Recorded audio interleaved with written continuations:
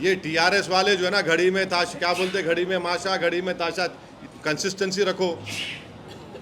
क्या बोल रहे हैं एमआईएम पार्टी के बारे में? 2023 के इलेक्शन में तुम्हारे को जो हैदराबाद में तुम जितने सीटें जीते जीएचएमसी में, मंजलिस की वजह से तुम जीते। तुम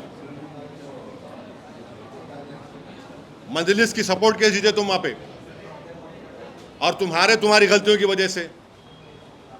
तुम अगर 24 कैंडिडेट्स रिपीट नहीं करते तुम जीत जाते थे तुम, मगर तुम लोग अहंकार में थे। मंजलिस के बारे में बोल रहे ना, बहुत बोल सकता हूं मैं, मगर शर्मिंदा वो लोग हो जाएंगे, नहीं बोलना चाह रहा हूं, इतना ही बोल के रुक जा रहा हूं अभी, वरना आइन 3 टाइम हराज होगा यहाँ पे। टीआरएस का कहना है कि आप बिल्कुल कांग्रेस से खरीद हो गए। क्या ये टीआरएस वालों को ज़रा इंट्रोस्पेक्शन करने की ज़रूरत है। ये जो प्लान बना मूसा नदी का, नहीं बनाए थे तुम लोग, और मैं जाके बोला नहीं था मत बनाओ प्लान बोल के। ये अब वो खुल के बोलूं पूरे बात मैं यहाँ पे। ये बीमारी को पैदा करने वाले तुम लोग ही हैं। गंडी पेट से पानी नहीं छोड़ रहे थे, कई को नहीं छोड़ रहे थे पानी गंडी पेट से मूसा नदी में। ये हमारे इनामपल्ली के एमएलए थे मेराज साहब, गंडी पेट से पानी आया तो, या पानी आता उनके पास जो आपका जो वो टांकी बनाए आप, ये कहाँ पे, कौन सा टांकी है वो, बुजागुट्टा पे। पूरी प्लानिंग आप लोग शुरू करें। आज भी हम बोल रहे, आप घरों को हाथ लगाए बगैर काम करना चाह रहे, मोस्ट वेलकम। कार जिसमें ये तमाम अलाइज भी शामिल है। वो जो वक्फ बिल के प्रपोज बिल में कहा जा रहा है कि स्टेट वक्फ बोर्ड है और सेंट्रल वक्फ काउंसिल है, उसमें ये बोल रहे हैं कि वहाँ पर स्टेट वक्फ बोर्ड में पूरे मुसलमान बनना चाहिए। उसको प्रपोज बिल में कम कर दिया जा रहा है। सेंट्रल वक्फ काउंसिल में 7 सिर्फ मुसलमान बनेंगे और 2 तो मैंडेटरी कर दिया गया है नॉन मुस्लिम को बनाना, मगर उसमें 12 बन सकते हैं नॉन मुस्लिम।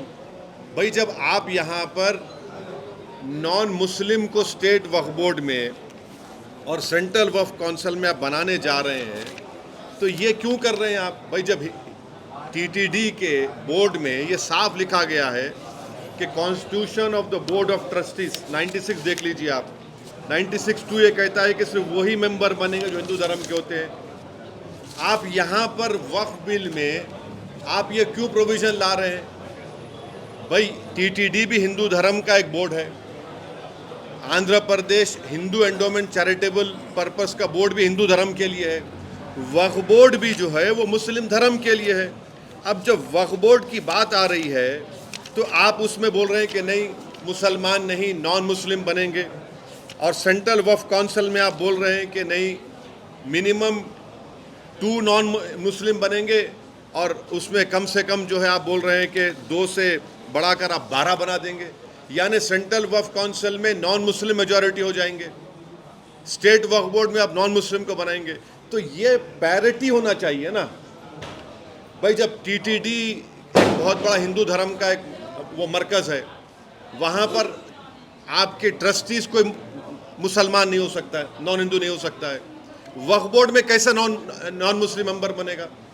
अब तो चेयरमैन साहब ये कह रहे हैं कि जो एम्प्लॉयज़ हैं, एम्प्लॉयज़ भी हिंदू धर्म के होना चाहिए। और आपके देखने वालों को आपको समझने की ज़रूरत है कि भारत के संविधान में आर्टिकल 25 में हिंदू धर्म का मतलब क्या है? जो हिंदू है, सिख है और आपके बौद्ध मज़हब का है और जैन है। मगर यहाँ पर किसको बनाया जाएगा? सिर्फ हिंदू धर्म के मानने वालों को बनाया जाएगा। और ना सिर्फ ये बल्कि काशी विश्वनाथ का बोर्ड है, उसमें लिखा गया है कि पूरे कमिश्नर सब लोग हिंदू धर्म के होने चाहिए। उसमें अच्छा आंध्र प्रदेश के एंडोमेंट बोर्ड में, काशी विश्वनाथ के एंडोमेंट बोर्ड में, तेलंगाना के एंडोमेंट बोर्ड में, उड़ीसा के हिंदू एंडोमेंट बोर्ड में, तमिलनाडु के हिंदू एंडोमेंट बोर्ड लिखा गया कि अगर कोई भी कमिश्नर, असिस्टेंट कमिश्नर हिंदू धर्म को छोड़ देगा तो उसको निकाल दिया जाएगा। वहाँ पर आप अपने धर्म के लोगों को बना रहे, हमको कोई आपत्ति नहीं है, बहुत अच्छा है, क्योंकि आपका धर्म है, आप बेहतर जानते हैं। हमारे धर्म के मामले में आप क्यों आ रहे हैं? नरेंद्र मोदी क्यों बनाना चाह रहे हैं नॉन मुस्लिम को वक्फ बोर्ड मेंबर। और सुनिए, इसका बुनियादी हमारे को आर्गुमेंट हमारा क्या है, हम क्यों बोल रहे हैं कि ये भारत के संविधान के आर्टिकल 26 का ग्रेव वायलेशन है। आर्टिकल 26 क्या है बताता हूं मैं आपको। Article 26 guarantees freedom to marry religious affairs of every religious denominations of section thereof। उसमें ए सेक्शन 26A का देख लीजिए, right to establish and maintain an institution of religious and charitable purpose. B, manage its own affairs matter of religion. C, to own and acquire movable and immovable property. D, to administer such property in according to law. ये पूरा violation और article 26 का जो propose bill में, और आप यहाँ पर बोल रहे हैं कि नहीं मुसलमान नॉन मुस्लिम को बना देंगे वक्फ बोर्ड में। जो टीटीडी के चेयरमैन ने कहा है हम उसके मुखालिफ नहीं हैं, बल्कि उसके ट्रस्टीज तो जो 24 ट्रस्टीज बनाई गई है उसमें देख लीजिए, उसमें किसका नाम है, उसमें किसी नॉन हिंदू का नाम है नहीं है उसमें। इसीलिए हम एक ऑब्जेक्शन हमारा ये है कि प्रपोज बिल में नरेंद्र मोदी हिंदू धर्म के लिए जो चीज़ें हैं वहाँ पर प्रोटेक्ट कर रहे हैं, जो मुस्लिम धर्म की जो चीज़ें हैं वहाँ पर आप नॉन हिंदूज को ला रहे हैं। क्यों ला रहे हैं बता रहा हूँ, इसलिए ला रहे हैं कि वक्फ बोर्ड के एक्ट में 5 साल का डायरेक्ट मैनेजमेंट का प्रोविज़न है। तो नरेंद्र मोदी एक तो कलेक्टर को पावर्स दे रहे हैं, दूसरा सीईओ जो होगा मुसलमान नहीं होगा वो भी बिल में है। 5 साल का डायरेक्ट मैनेजमेंट लेकर आप पूरे वक्फ बोर्ड को बर्बाद करना चाहते हैं। आप मुसलमानों की मस्जिदों को, मुसलमानों की दरगाहों को, खानखाहों को, उस ज़मीनों को हासिल करना चाह रहे हैं। तो वक्फ जो बिल लाया नरेंद्र मोदी ने लाया है वो वक्फ को बचाने के लिए नहीं लाया है, वक्फ को बचाने के लिए नहीं बल्कि वक्फ को लूटने के लिए लाए हैं। जिस ज़मीन का मालिक अल्लाह है, नरेंद्र मोदी कह रहे कि नहीं उसका मालिक मैं होऊंगा और कलेक्टर मेरा नायब होगा वहाँ पर। इसीलिए हम ये कह रहे हैं कि जो टीटीडी के चेयरमैन ने कहा है बहुत अच्छा है वो, मगर आप वहाँ पर अगर अच्छा है तो हमारे लिए अच्छा क्यों नहीं हो रहा है फिर वो, ये हमारा आपत्ति है। सर टीटीडी का तो बहुत पहले से चला आ रहा है। नहीं आप सुनिए, आप नहीं एक बात, टीटीडी कब से चल रहा है बताइए, बताइए आप बताइए कौन सा कब से चल रहा है, कब से चल रहा है बताइए। वह सुनिए, दुनिया में दान का कॉन्सेप्ट सबसे पहले इस्लाम ने किया है, और क्या था वो कि प्रॉफिट मोहम्मद सल्लल्लाहु अलैहि वसल्लम के ज़माने में उन्होंने, ये हदीस से साबित है, कुरान में ऐसे 21 से ज़्यादा आयतें कि चैरिटीज़ के लिए काम करो और उसको अल्लाह के लिए, अल्लाह उसका मालिक है। आप लोगों को, देश की जनता को नरेंद्र मोदी आरएसएस ने ये वहम फैला दिया कि जहाँ पर वक्फ बोर्ड उंगली रख देगा वक्फ की प्रॉपर्टी हो जाएगी, जहाँ पर कोई नमाज पढ़ लेगा वक्फ की प्रॉपर्टी। ऐसा नहीं है, ऐसा नहीं, सुनिए हमारी बात, ऐसा बिल्कुल नहीं है। वक्फ का जो मामला है वो प्रॉफिट मोहम्मद सल्लल्लाहु अलैहि वसल्लम ज़माने चल रहा है, बल्कि प्रॉफिट मोहम्मद सल्लल्लाहु अलैहि वसल्लम की एक वाइफ जो इस्लाम कबूल की थी, जू थी, उन्होंने अपने भाई के लिए वक्फ कर दिया जो नॉन मुस्लिम थे। आपको समझने की ज़रूरत है। देखिए, अगर टीटीडी के लिए कोई चीज़ अच्छी है तो मुस्लिम धर्म के वक्फ बोर्ड के लिए अच्छी क्यों नहीं होगी वो। वक्फ बोर्ड में इरेगुलरिटीज आई थी तो टीटीडी, सुनिए, वक्फ बोर्ड के लोग ही उसको लूट खा रहे थे, हाँ, इसलिए उसको रेगुलराइज अब आपको हम एक इस सेक्शन, चीज को आप मानते हैं कि नहीं मानते, उसमें इरेगुलरिटीज थी। इरेगुलरिटी का हिंदू एंडोमेंट बोर्ड में नहीं है। आपको हम यहाँ का मिनिस्टर का बयान बताते हैं, तेलंगाना के, उनका परसों का स्टेटमेंट है थोड़े दिन पहले का, कि तेलंगाना एंडोमेंट बोर्ड में धांधली हो रही है, आंध्र प्रदेश के एंडोमेंट। सुनिए, 10 साल आप इस सरकार के साथ रहे, आपने उठाया सवाल कौन कि अगर धांधली चल रही है तो कई सालों से चल बहुत, रही है। आपका बहुत अच्छा सवाल है। आपका नाम, सुनिए आपका नाम क्या है? असदुद्दीन ओवैसी है। आपकी जिम्मेदारी थी जाकर, मैं के हिंदू एंडोमेंट बोर्ड का मेंबर हूं, आप लोग मेंबर हैं, आपको जाकर पूछना चाहिए था। तेलंगाना के एंडोमेंट बोर्ड के मिनिस्टर का बयान है, न्यू इंडियन एक्सप्रेस में पढ़ लीजिए, मैं बताता हूं निकाल के आपको। उन्होंने कहा कि यहाँ पर धांधली हो रही है।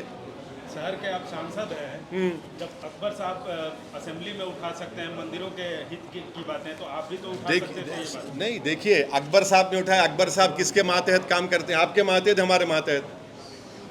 ऐसा देखिए, हमसे बहस मत करिए आप चारों खाने चित हो जाएंगे। सर अभी आप कह रहे हैं कि वक्त जो है वो क्लेम कर रहा है, तो कई जगहों पे चाहे वो हैदराबाद में हो या फिर कर्नाटक में हो, कई जगहों पे महाराष्ट्र में भी मंदिरों को वक्त ने क्लेम किया है कि कहाँ वो पे, उनका लाएंगे। कहाँ महाराष्ट्र में भी ये हुआ, कहाँ कर्नाटक में हाल कहाँ में 15,000 सुनिए एकड़ सुनिए की सुनिए जो सुनिए जमीन थी, सुनिए वो भी वक्त ने सुनिए claim की है। सुनिए, ये आप लोग का एजेंडा है चलाने का। आप लोगों को एक बात मालूम कि वक्फ बोर्ड का सीईओ कौन अपॉइंट करता है? स्टेट गवर्नमेंट अपॉइंट करती है। सेक्शन 26 पढ़ लीजिए 95 एक्ट का। अगर कोई वक्फ बोर्ड गलत काम करता है तो गवर्नमेंट का अपॉइंटी सीईओ है। सीईओ स्टेट गवर्नमेंट को लेटर लिख के दे सकता है कि गलत हो रहा है। सीईओ क्यों नहीं दिया लेटर? आप लोगों को ये बात मालूम ही नहीं। आप लोग झूठ फैला रहे हैं कि नहीं, जहां पर जो गांव ले लिए वो, अरे कैसा लेते भाई, किसका भी कैसा लेते बताइए। नहीं, सुनिए, वक्फ बोर्ड अगर क्लेम कर रहा है और किसी को उससे आपत्ति है तो आप ट्राइब्यूनल जाइए। कौन रोक रहा है? ट्राइब्यूनल किससे बनता है? आर्टिकल 323 ऑफ कॉन्स्टिट्यूशन से बनता है। उस ट्राइब्यूनल में डिस्ट्रिक्ट जज कौन बनाता है? Chief justice of the high court बनाता है, मैं नहीं बनाता हूं, ट्राइब्यूनल है उसका। धांधली के नाम पे आप वक्फ बोर्ड को छीन लेंगे, धांधली के नाम पे आप नॉन मुस्लिम्स को मेंबर बना देंगे, धांधली के नाम पे आप छीन लेंगे। अरे भाई, धांधली का नहीं हुई है? धांधली क्या नहीं हो रही है? धांधली वक्फ बोर्ड को कैसे आपको लगता है कि जिस तरीके से आपने ये भी कहा कि हुआ है, तो लेकिन उसको कैसे ठीक किया जाए? कैसे आपको लगता है कि ये इसको ठीक करने के, अच्छा एक सुनिए, अभी आप मोदी जी क्या कर रहे हैं? एक सेक्शन है 95 एक्ट में, अगर कोई चोरी से वक्फ प्रॉपर्टी को बेचता है तो उसको 2 साल की सजा, रिगरस इम्प्रिजनमेंट और नॉन बेलेबल। नरेंद्र मोदी क्या कर दिए? 6 महीने कर दिए, उसको बेलेबल कर दिए।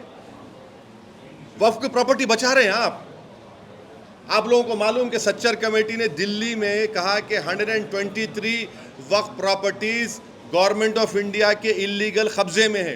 2007 में सच्चर कमेटी ने कहा कि उसकी लागत 6,000 करोड़ रुपये है।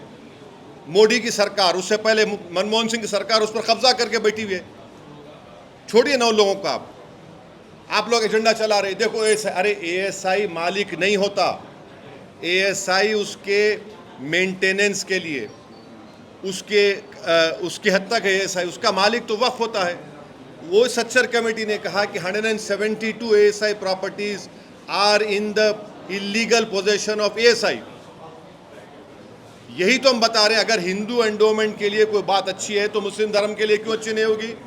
आपको मालूम, महाराष्ट्र में पंढरपुर एक बहुत बड़ी मंदिर है, पंढरपुर, वहाँ का कोई भी ट्रस्टी नॉन हिंदू नहीं हो सकता है। सेक्शन 22 पढ़ लो पंढरपुर ट्रस्ट एक्ट का। ये जो कानून ला रहे हैं ये वक्फ को बचाने के लिए नहीं ला रहे नरेंद्र मोदी। नरेंद्र मोदी इस कानून से आरएसएस के एजेंडे को पूरा करना चाहते हैं।